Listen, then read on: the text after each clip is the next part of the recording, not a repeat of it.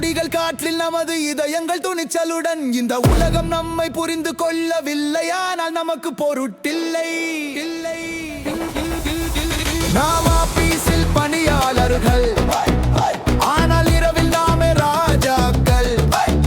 நமக்கு பணம் இல்லை, ஆனால் நமக்கு துணிவு உள்ளது. மற்றவர்கள் நம்மை பைத்தியக்காரர்கள் என்றனர். சிரித்தோம், நாம் நமது வாழ்க்கையை மாற்றப் போகிறோம்.